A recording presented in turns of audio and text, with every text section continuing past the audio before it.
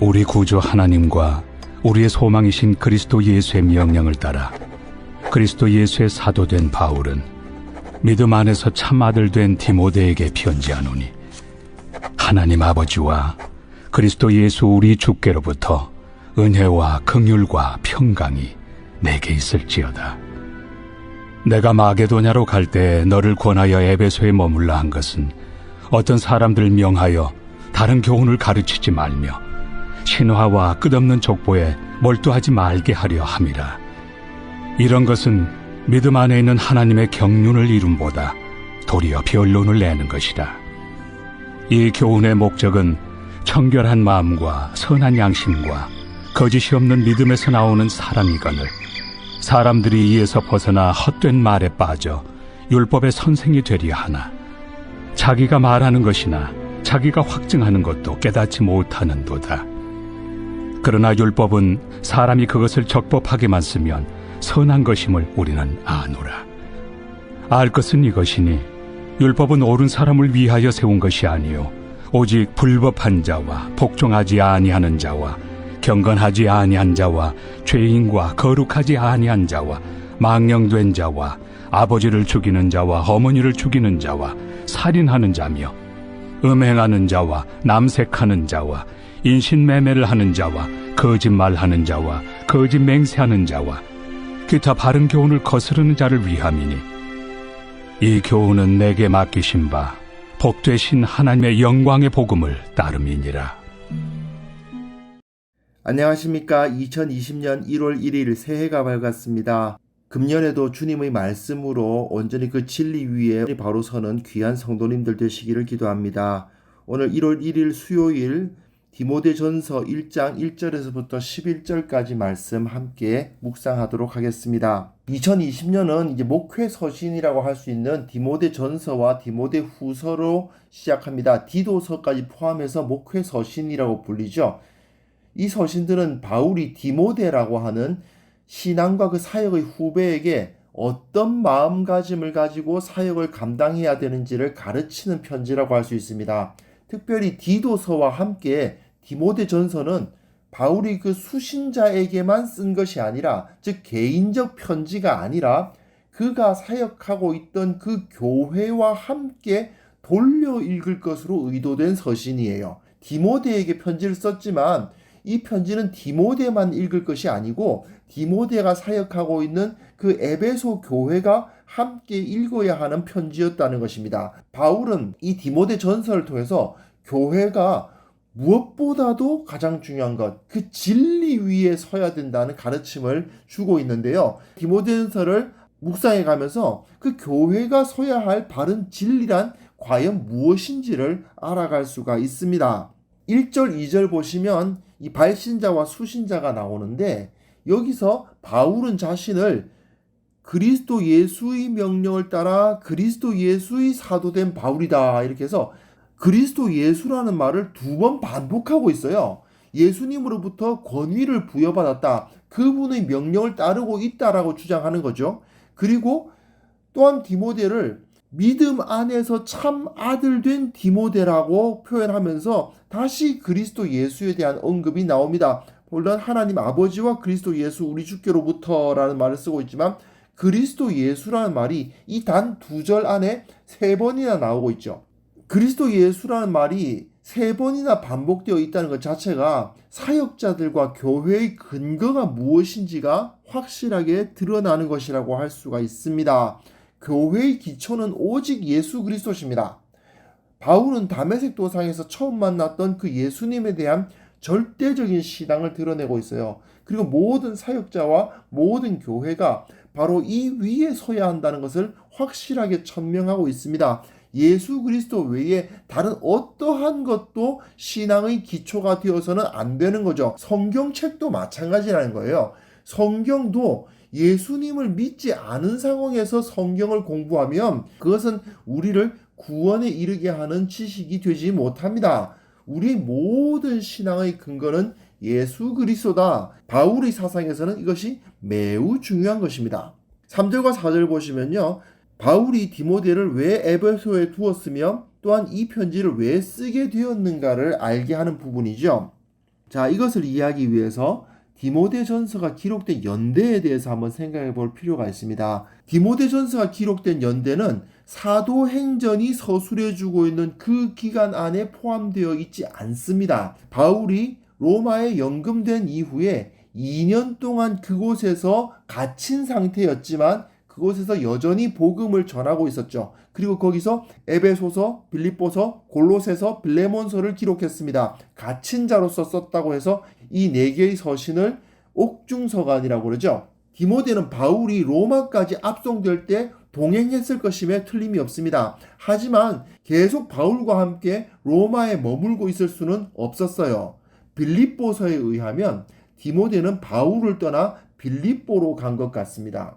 그런데 오늘 본문에 의하면 빌립보가 아니라 에베소로 간 것처럼 보이거든요. 바울이 이 로마는 여기 있죠. 바울이 로마에 연금되어 있는 상황에서 빌립보서를 썼는데 빌립보서 2장 19절에는 디모데를 너희에게 보내겠다는 말이 기록되어 있어요. 디모데는 2년 동안 바울과 계속 로마에서 함께 머무르지 못하고 빌립보서에 의하면 이 빌립보 지역으로 이동했음에 틀림이 없습니다. 이게 빌립보죠. 마게도니아 지역의 빌립보입니다. 또한 오늘 본문을 살펴보시면 디모데는 에베소로 이동을 했던 것 같아요. 이 지역에. 그럼 에베소가 여기에 있거든요.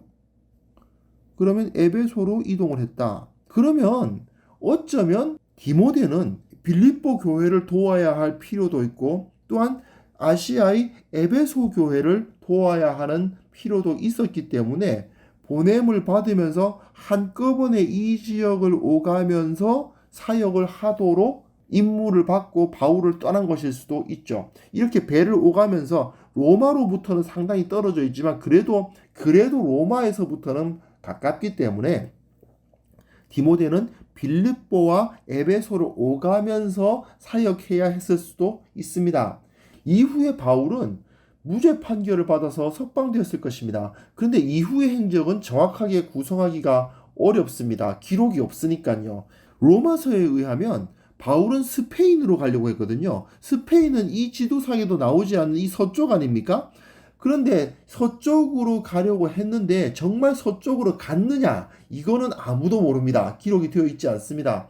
다만 바울이 로마에서 2년간 그렇게 갇힌 상태에서 사역을 하고 석방된 이후에도 계속 복음 사역을 이어간 것은 분명합니다. 그리고 그 시기와 장소는 분명하지 않지만 로마에서 석방된 이후에 디모데를 만났을 거예요. 디모데를 만났었는데 과연 서쪽으로 갔겠냐? 이런 여러 가지 어려움들이 있어요. 그래서 아마도 이 동방의 어느 지역에서 디모데를 만났겠죠. 그리고 그 디모데를 에베소에 남겨둔 채로 오늘 본문에 의하면 자기가 마게도냐로 건너갔다고 되어 있습니다. 아마도 바울은 디모데를 에베소에서 만났던 것 같아요. 그리고 만나서 나하고 같이 다니자라고 같이 간 게 아니고 자기는 마케도냐로 떠나고 그리고 디모데는 이 에베소에 남아 있도록 한 것입니다. 그런데 왜 디모데를 에베소에 머물게 했을까요? 왜냐하면 에베소에 신화와 끝없는 족보에 몰두하여 다른 교훈을 가르치는 자들이 있었기 때문인 거죠.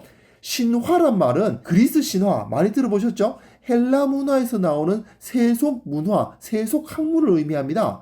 족보라는 것은 유대교죠. 누가 누구를 낳고 하는 그 유대교. 즉 예수 그리스도의 복음을 떠나서 세상 학문이나 예수님에 의해 이미 사용 연한이 끝난 것으로 선포된 유대교의 가르침에 붙들려 가지고 성도들을 엉터리 가르침으로 흔드는 자들이 있었다는 거예요. 바울과 디모데는 상당히 각별한 관계였습니다. 그러나 교회의 거짓 교훈이 돌고 있는 상황에서 바울은 디모데를 자신과 함께 동행하게 할 수가 없었던 거죠. 아마도 디모데는 바울이 함께했던 젊은 사역자들 중에서는 가장 유능한 사역자가 아니었을까 생각됩니다. 그렇기 때문에 에베소 교회가 가지고 있는 이 문제를 해결하라는 임무를 디모데에게 맡겨주고 에베소에 머물러서 저 거짓 가르침을 주는 자들을 온전히 교회에서 몰아낼 수 있도록 하라고 그 사명을 준 거죠. 5절부터 7절 내용 보시면요. 참된 복음의 목적이 무엇인가에 대해서 기록이 되어 있거든요. 거짓 선생들도 분명히 성경 가르쳤을 겁니다. 그 당시로선 구약 성경이고 특별히 율법, 창세기, 출애굽기, 레위기, 민수기, 신명기가 많이 사용됐겠죠. 그러나 그들은 그 마음속에 정결한 마음과 선한 양심과 거짓이 없는 믿음이 없는 거예요. 헛된 말로서 가르친 것입니다. 세속적이고 현학적인 지식을 늘어놓으면서 그걸 가지고 많은 것을 안다고 가르친 거예요. 결국 이들은 정작 자기들이 무엇을 가르치고 있는지도 알지 못하는 자들이었던 겁니다. 바울은 이후에 8절부터 11절 보시면 율법에 대해서 잠깐 이야기를 하는데요. 바울도 율법을 가르쳤거든요. 바울도 굉장히 율법을 사랑한 사람입니다. 언제나 유대인의 회당에 들어갈 때마다 복음을 전했는데 그 복음을 전할 때는 구약 성경을 펼쳐놓고 율법, 선지서, 시편을 강해했어요. 그리고 그것을 통해서 이 언약이 예수 그리스도에 의해서 완성됐다고 전한 사람이거든요. 그뿐만 아니고 디모데 전서는 아니지만 디모데 후서에 보시면요. 성경을 알고 가르치고 전파하는 것이 얼마나 중요한지 그것에 대해서 굉장히 힘을 실어주고 있습니다. 성경을 가르쳐야 된다고 굉장히 강조하거든요. 그 정도로 바울은 율법을 사랑하고 말씀을 사랑한 사람이죠. 하지만 바울은 율법의 용도가 무엇인지를 정확하게 알고 있었습니다. 율법은 악한 자들로 하여금 바른 길로 돌이키도록 하기 위해서 존재하는 것입니다. 그렇기 때문에 반드시 바른 교훈으로, 즉 복음으로 해석이 되어야만 되었고 그것으로서 삶이 변화되는 일이 있어야만 했던 거죠. 저 거짓 교사들처럼 자기가 많이 안다는 것을 뽐내기 위해서 존재하는 것이 율법이 아니었던 겁니다. 그래서 바울은 내게 맡기신 바 복되신 하나님의 영광의 복음, 이것을 굉장히 강조하면서 예수 그리스도의 복음으로 율법을 해석하고 예수 그리스도에 대한 신앙으로서 그것이 적용돼야 된다는 것을 강조하는 거죠. 이건 1, 2절에서 그리스도 예수가 3번이나 나왔잖아요. 그것과도 굉장히 일맥상통하는 것이라고 할 수 있습니다.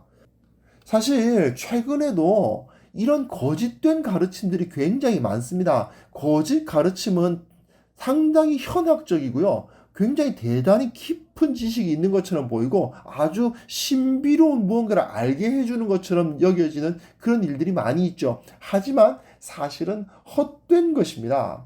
우리 주위에서 지금 굉장히 심각한 영적 혼란이 일어나고 있지 않습니까? 한 몇십 년 전에는 우리나라에는 소위 자유주의 신학 또는 이 예수 그리스도에 대한 신앙이 바탕되어 있지 않은 성경에 대한 지식을 추구하는 태도가 굉장히 많이 어려움을 주곤 했는데 이제는 적어도 그건 좀 지식적 수준이라도 있죠. 이제는 아예 그냥 자기가 그리스도랍시고 교주가 등장하고 그 교주를 섬기는 종교가 자기들이 성경 바르게 가르친다면서 어처구니 없는 스토리를 주장하고 있잖아요.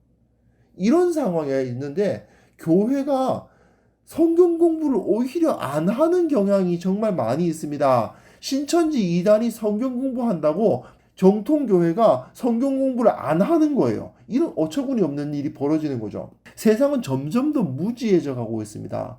그리고 세속적이고 정말 잠깐의 지식, 찰나적인 지식만이 중요하게 여겨지고 있거든요. 이럴 때일수록 우리는 영원한 지식, 영원한 진리에 관심을 두어야만 됩니다. 교회는 오직 말씀의 진리 위에 세워져야 되고요. 교회는 오직 예수 그리스도에 대한 신앙 위에 세워져야만 됩니다. 그런데 이것이 잘대로 안 되고 엉뚱한 가르침과 자기 신앙을 말씀의 진리 위에 세우지도 않고 예수 그리스도에 대한 헌신 위에 세워지지 않는 그런 모습으로 신앙생활을 질질 끌려다니다시피 했다면 정말 우리는 회복되어야 됩니다. 변화가 필요한 거죠.